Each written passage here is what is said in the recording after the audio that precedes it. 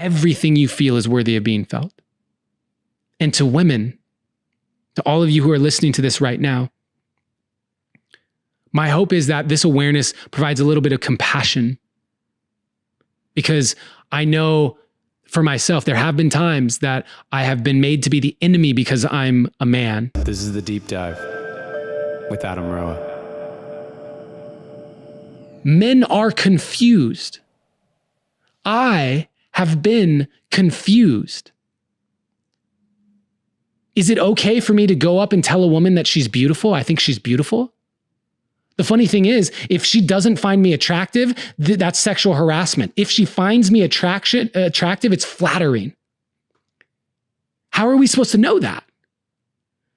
Again, one more aspect. I'm just like on a roll with these, but I want to give you another example. The more examples I can give you of this, I feel like it can really land for some people. Another example that I hear from women all the time is like, why doesn't this man understand that this is a no? Like, I'm not going to go out with you. I'm not interested. And yet they keep pursuing it. And yet, when we watch movies, it's romantic. It's romantic for the man to keep trying because he knows that deep down they belong together, that they're meant to be. If you heard my last podcast, you know what I think about meant to be.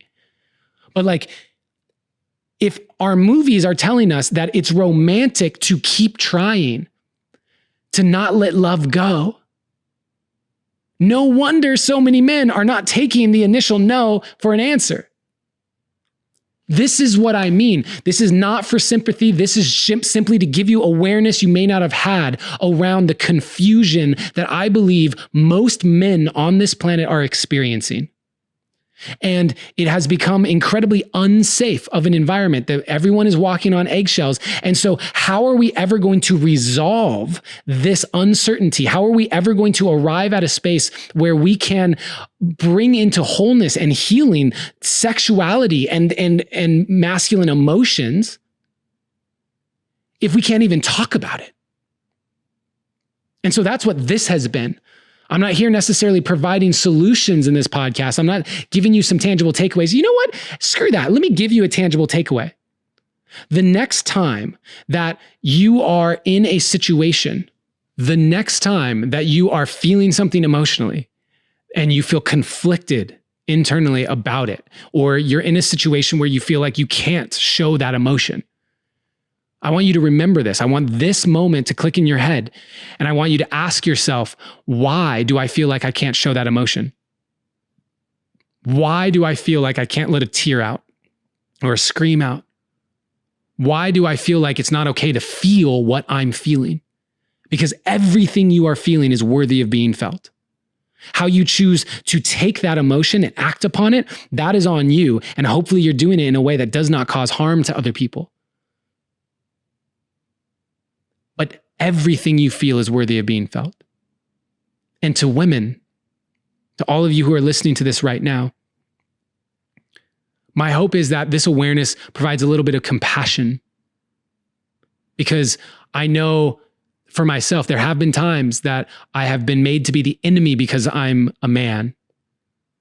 And my hope is that the next time you're in a situation where a man doesn't take your initial no and say, I'm not interested, and they try one more time, or the next time that you get asked out by someone, instead of taking it as harassment, just at least have the openness to maybe this person's a little confused.